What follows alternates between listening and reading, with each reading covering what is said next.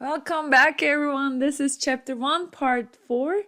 We are going to talk about size and facts on government, United States, and the world governments. This is episode 1.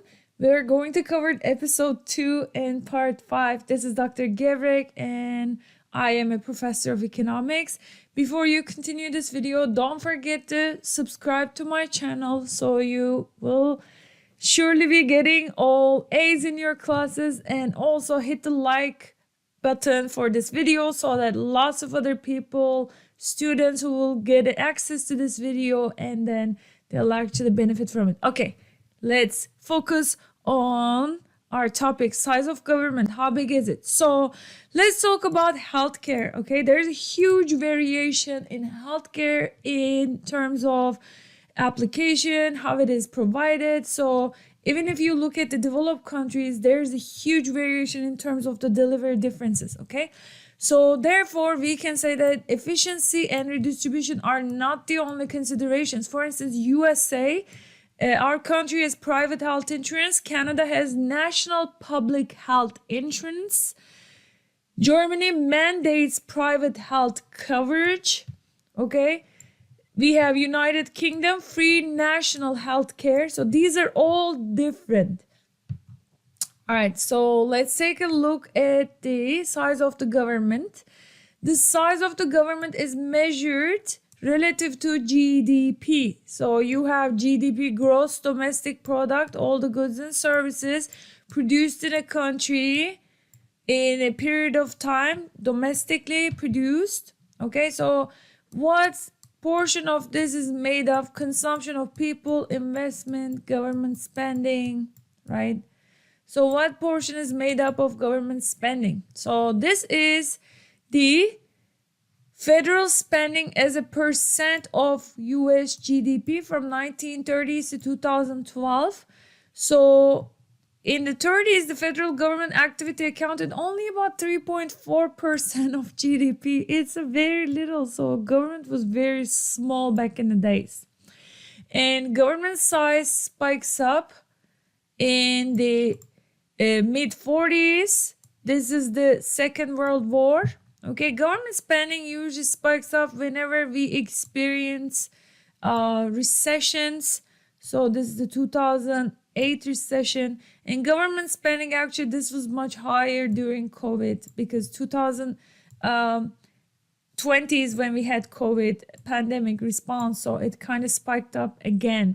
So from 1950s, from here throughout the 2020s, right, the size of government has averaged around 20%, although it grows during recessions. So this is more recent numbers. I just grabbed this from the Fed website, St. Louis Federal Reserve Bank of United States website. So as you can see, so these gray bands, all these gray bands are when we had recessions. This was the Great Depression. So whenever you see gray bands, you will see spike in the GDP, federal spending as a percent of GDP. So the most recent here economic recession was in 2008, and then this is based on COVID. As you can see, it spikes up during COVID. It exceeded more than 30% of the GDP. However, it's going down again. So baseline is about 20%, okay? So this is about the baseline. We're going back to that hopefully soon. So this is again federal spending as a percent of GDP. I just focused on 2017-22. It's also called federal net outlays as percent of GDP. This means federal spending. Here, COVID times, it spiked up, right? And then it's going down again. Right, so size and government of size and growth of government for different developed nations. We have Sweden, the blue one. We have OECD average, and we have here Greece, the red one, United States, orange one, and you see all these. So in the 60s, US was in line with the average OECD in terms of the government spending share of GDP. So 60s, we are in line with OECD. Sweden has lots of spending. So Sweden also has very high tax rates. They say, Sweden is one of the most, developed, and it has high citizen satisfaction rates, happiness rates, but they do collect a lot of taxes and they spend lots of money on government services. Okay, so government growth was much faster in other OECD nations in the 60s and 70s. So all have now surpassed United States. So if we mark United States, I'm gonna grab a highlighter. USA, it looks like our spending is really high, but it is actually below other developed countries. Let's talk about centralization. Centralization tells you the extent to which spending is concentrated at higher levels of government. So the high levels of government, you have federal government, you have state, you have local governments, right? So if you have lots of power at the federal level, you call that a centralized government. A key feature of governments is a degree of centralization across local and national government units. So in the US, we do have a lot of local and state governments with considerable power. So in the US, local, state, federal governments all spend substantial amounts of money. In some countries, it's the federal government takes up the most. But in Turkey, it's pretty balanced. We do have what we call decentralization. So in the US, state and local spending is about 1/3 of total government spending. So that's not insignificant. So you have 1/3 of the spending comes from local and state governments. Federal expenditures about 2/3. Okay. So state and local spending amounts about 40%, little bit more than 1/3 total government spending, and more than 17% of GDP. Let's talk about spending, taxes, deficits, and debts. Government has a budget just like we do. We have a budget, right? We have revenue, which are salaries, incomes, all those rent income if you are a landlord, and we also have spending. If your revenues exceed your spending, there's a budget surplus. If your revenues are less than spending, there's a budget deficit. Okay? Each dollar of government deficit adds to the stock of government debt. So debt is a stock. So you have, let's say, $2,000 of credit card debt from last month. Okay? It's there. This month, you are short $100, and that's your deficit. Your revenues fell short of your spending by $100. So that $100 will add to your debt. That deficit will add to your debt next month. Next month, you're going to owe $2,100. So deficit measures the year-to-year shortfall of revenues relative to spending. Debt measures the accumulation of past deficits over time. Debt must be financed, okay, from borrowing. You either borrow from your citizens or local, national, area, or foreign governments. So, for instance, China holds some United States debt. Why don't you Google search and search for the percentage of US debt held by Chinese government? Okay, so federal government was close to the balanced budget until late 60s. So this is great. If you look at late 60s, of course, there's this spike, right, of expenditure. So this is, hold on, I just jumped into it. This is the revenue and spending as a percent of GDP. Expenditure or spending is in red and revenues are in blue. Okay, so up until 1960s, we had balanced budget. That means expenditures and revenues balanced each other out. So what happened is that, except for this, this is the Second World War, both expenditures and revenues increased here. Expenditures surpassed because we're in war. Okay, so up until 60s, we had balanced budget with the exception of spending during the World War II. We talked about this. The federal government was always close to balanced budget. But after that, we are, especially after 70s, 80s, we are seeing, except for this was the Clinton presidency, we are seeing expenditure consistently exceeding revenues, okay? So the federal government budget now is experiencing a persistent deficit, okay?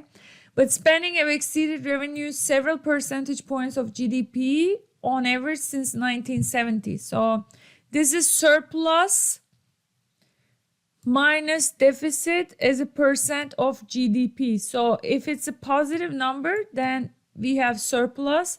If it's a negative number, we have deficit, okay? So here you had deficit due to Second World War, surplus, some deficits, it balances itself out.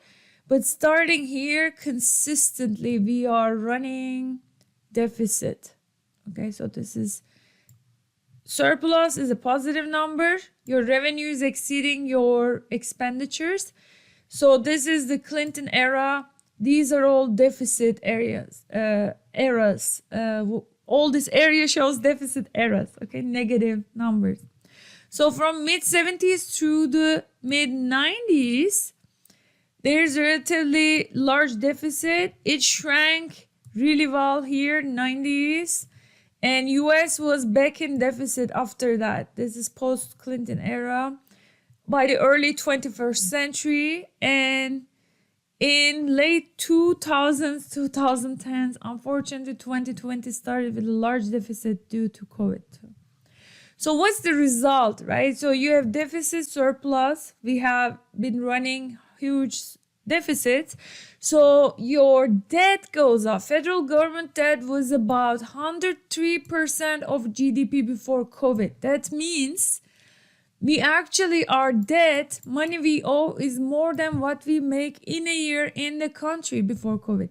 In 2022, this was about 120% of the GDP. We actually owe the whole GDP plus 20% more on top of that, okay?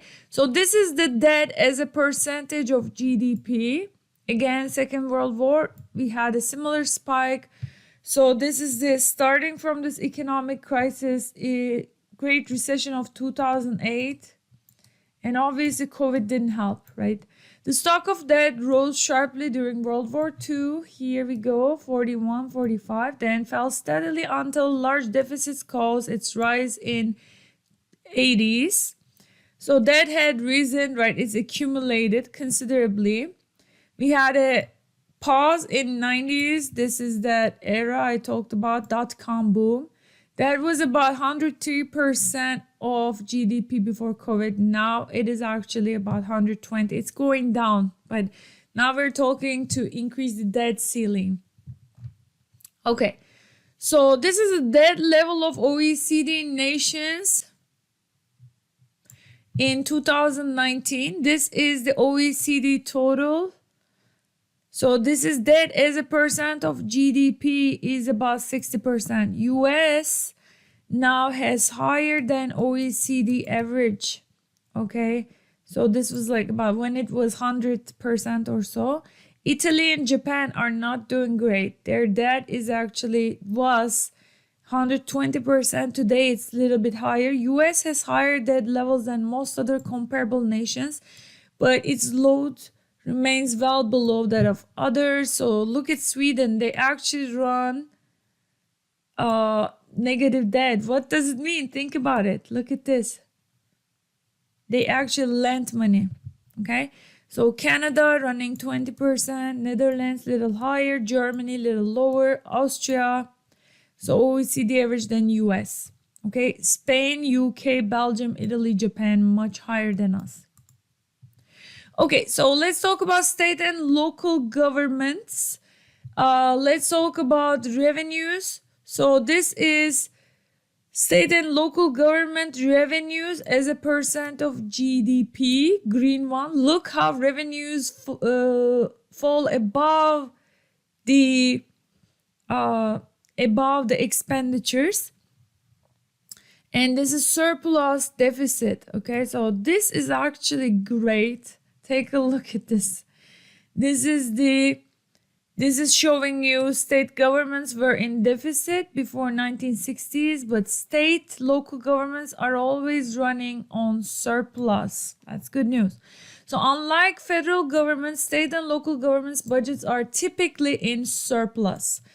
There's very little deficit overall across the state. Texas runs surplus consistently in any year. Okay, folks, I will see you in episode 2 of Size and Facts on Government. We will continue talking about this. It's going to be in part 5. I'll see you there.